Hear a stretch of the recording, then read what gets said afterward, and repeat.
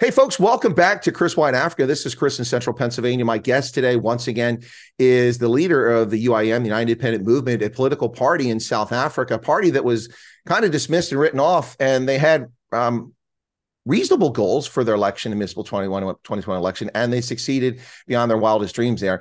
And they've caught a bit of fire now, particularly in the Western Cape, and maybe we'll get an update and see if it's going well elsewhere. But of course, that is none other than Neil de Beer. Everyone the man loves to hate, except some people who truly love him. Welcome, Neil.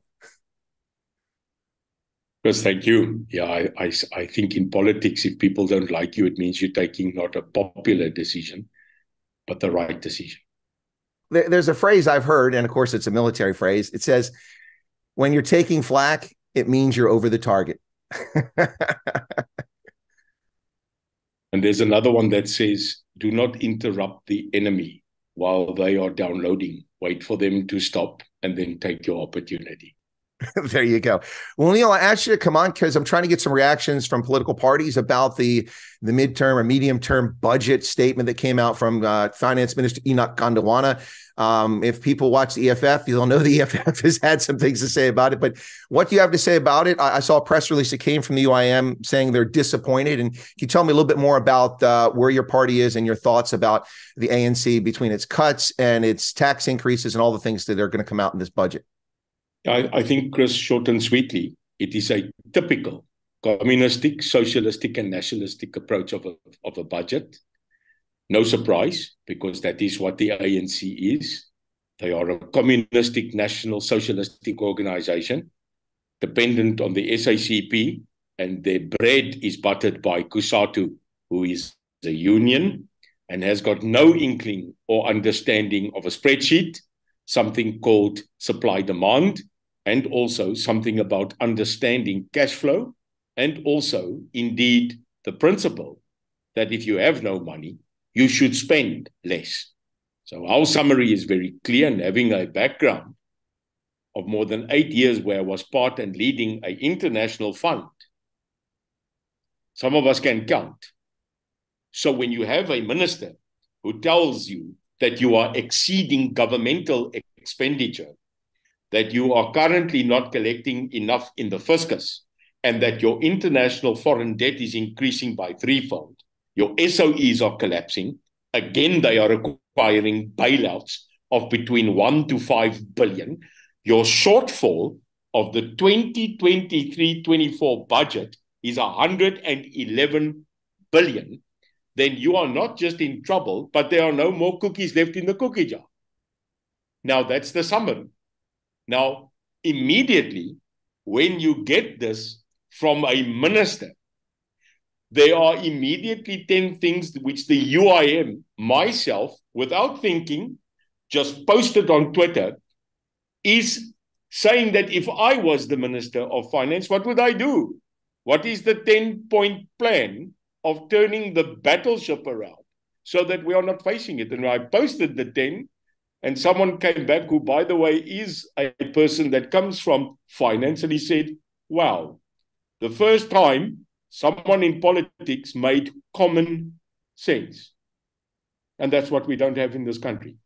Well, you're not getting an argument from me on that. Also, I could apply that to Washington as well right now. But listen, Neil, I know you're busy. You're campaigning. You're prepping for the elections next year. You're part of this coalition, pre-election coalition, the multi-party charter for South Africa that I covered when I was there recently.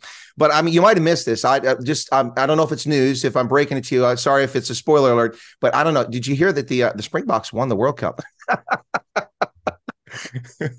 Against all odds. Against all odds. Might I say, +1. Yeah, exactly. +1, +1, +1 equals the world. Now, isn't it funny, Chris, that for us to take the ANC out of government and to ensure that the EFF does not form a government, +1, that suddenly we also need +1. 50 +1. Yep. So now in the multi-party charter, the UIM has been given a new nickname, and that is +1. Okay, well, that's good to know.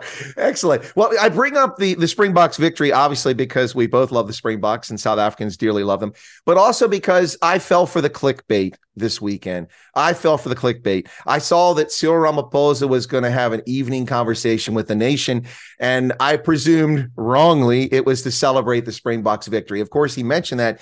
But in that, it turned quickly into a campaign speech. He's using his office, like all heads of state do. I'd say you can't criticize him for that, but using his office for electioneering. But Neil, I've got to say, it was not entertaining, but sad, pathetic to hear Cyril Ramaphosa talk about, we will continue the SASSA, the assistance grant, until 2025, after the election. Funny that, because it's lifted so many South Africans out of poverty.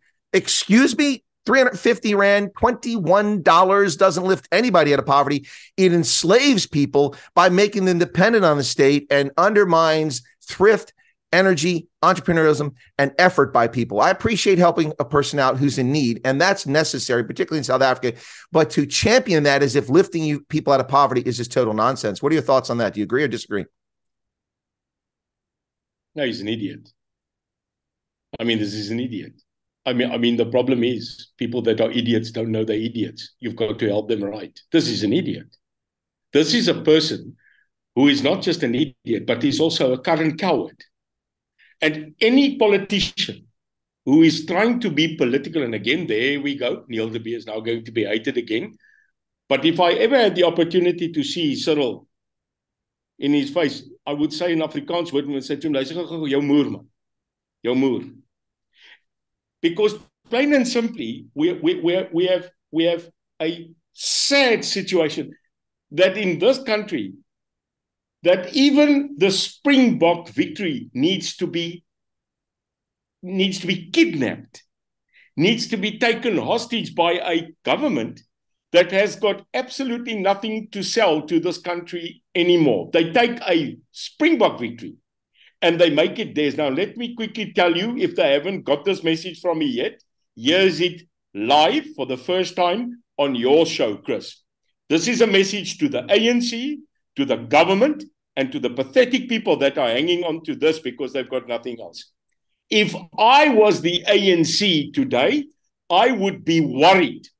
I would not be celebrating a Springbok victory. I would be worried. And can I tell you why? Sure, go ahead. The victory of this country's national team,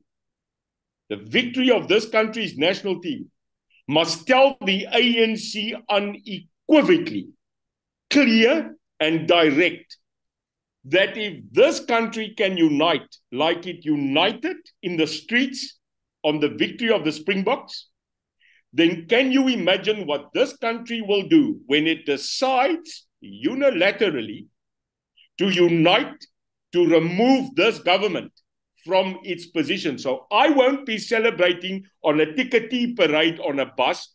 I would get worried because this has shown what this country can do, Chris, if we stand together as one.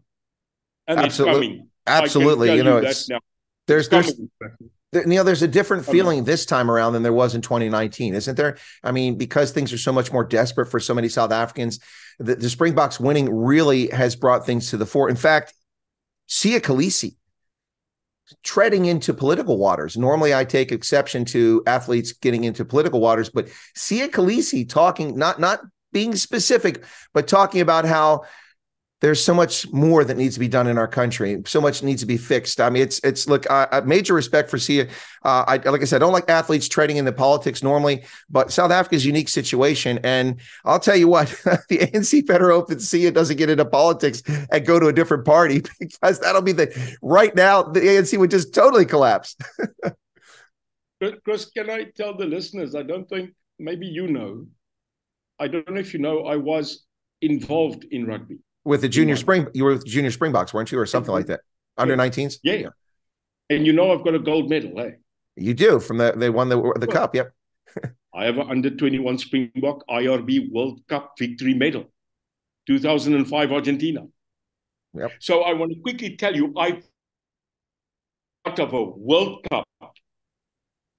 That experience, my coach was Peter de Villiers, our a team manager was Ian Swartz, and I was part of the management. And let me quickly tell you, there are very few people that have not been part of a World Cup winning team that can correlate that it is not just a matter of a sport victory.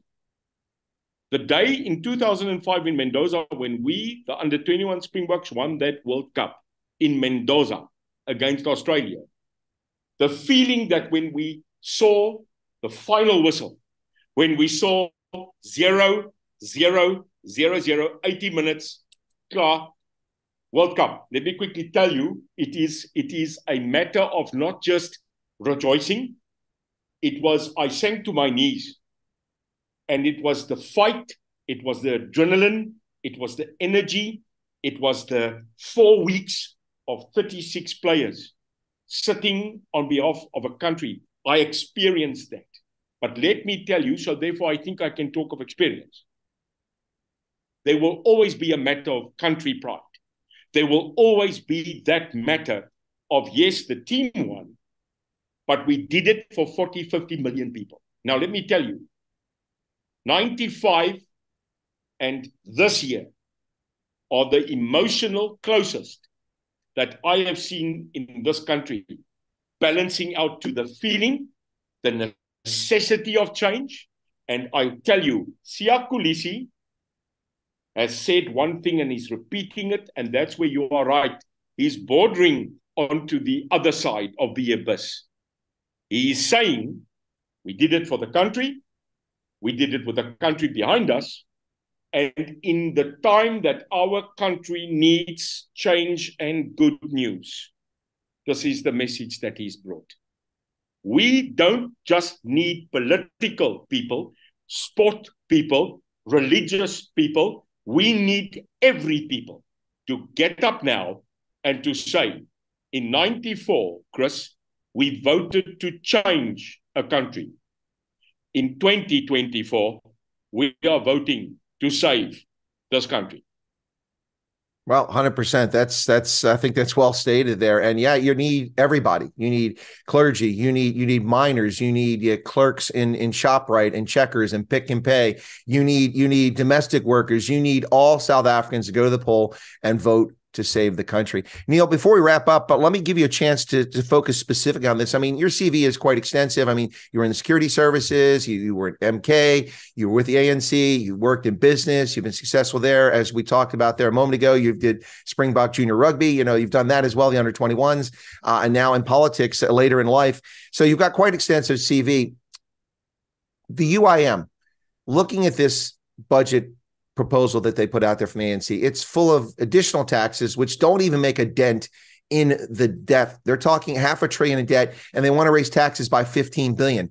From my perspective, that's simply going to crush people who are already paying an unfair burden of the tax.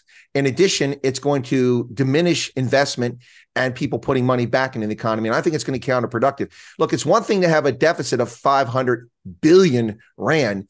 It's quite another to try to say we're going to solve that by cutting a few million rand here and there, and we're going to add 15 billion. You might as well leave the 15 billion in additional taxes off the table. You're already 551 billion in the hole. You need to find where the money's going, who's getting it, and get it cleaned up and start balancing the budget. I mean, that's my take. As with a background of business, does that sound reasonable? And if so, what approach, if the UIM were in charge today, it was your budget, you don't have to give us, an 87-page soliloquy right now, but a few things that you would do differently to solve this problem. Very easy. Sorry. It's common sense.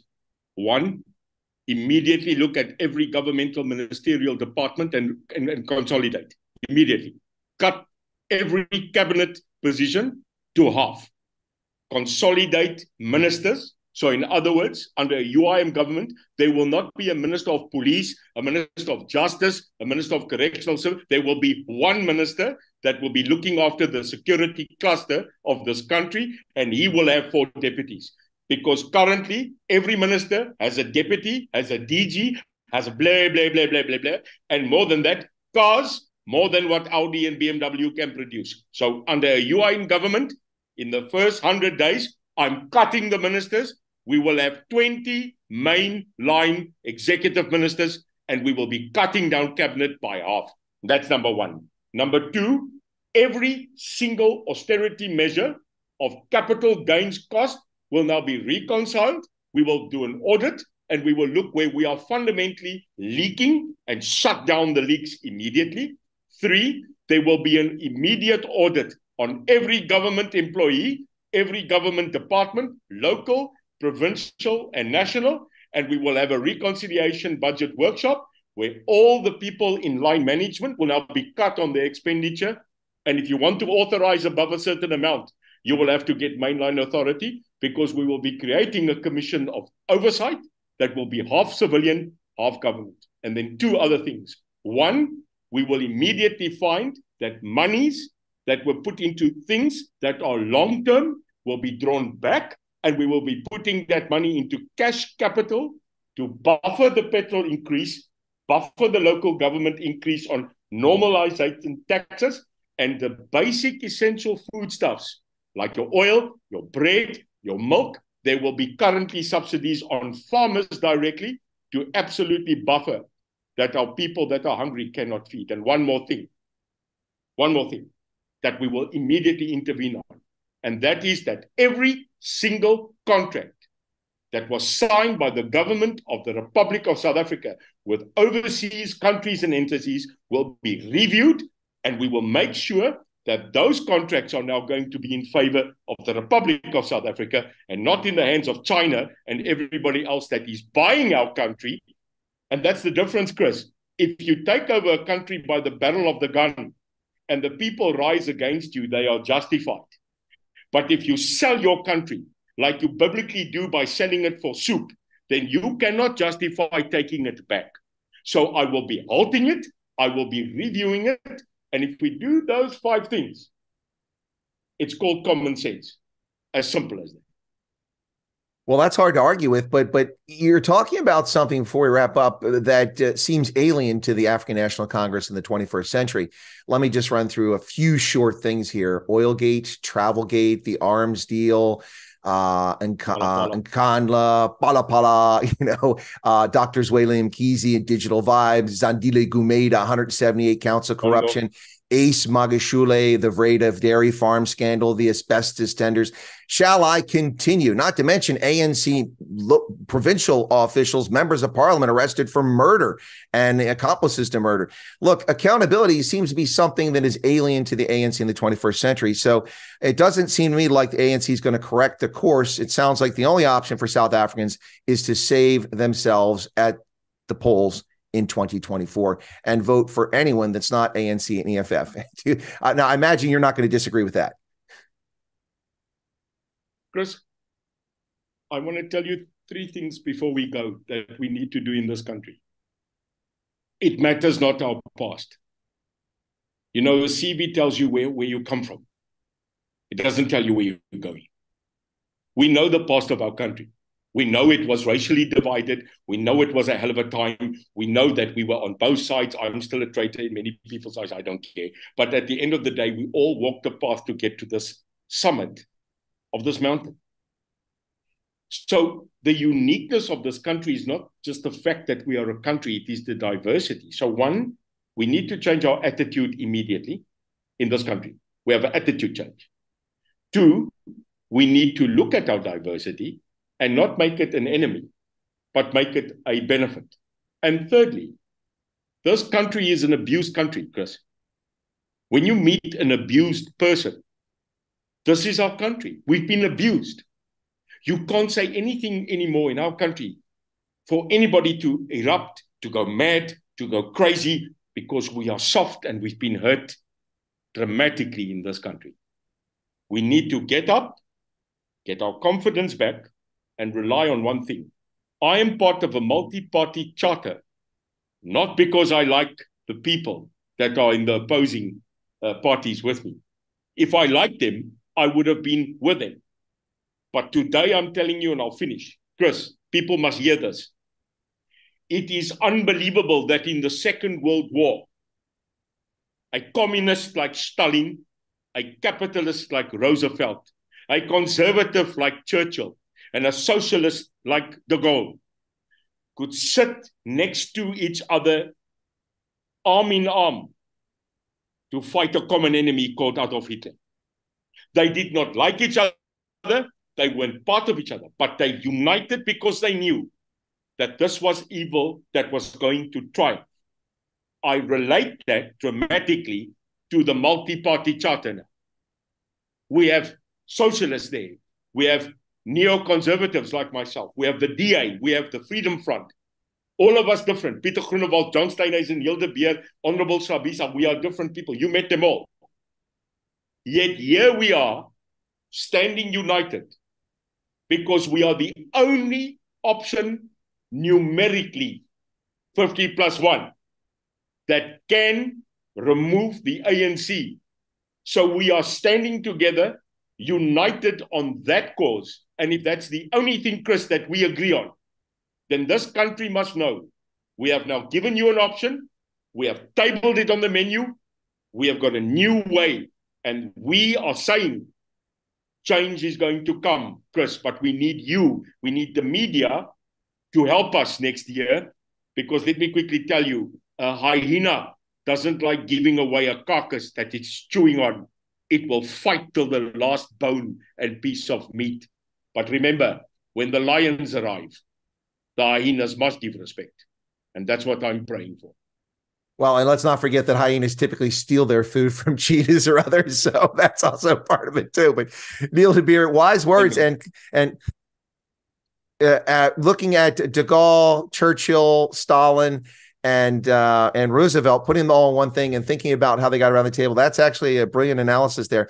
So, ladies and gentlemen, it's Neil de Beer from the Plus One Party. I mean, the UIM, the United Independent Movement. Once again, Neil, kia ora boa. Bye, donkey. It's always a pleasure, and good luck in your campaigning. Dankie, Chris. Goed om jou te sien. God bless you, and thank you for being an awesome supporter of our country, and you remain that as always.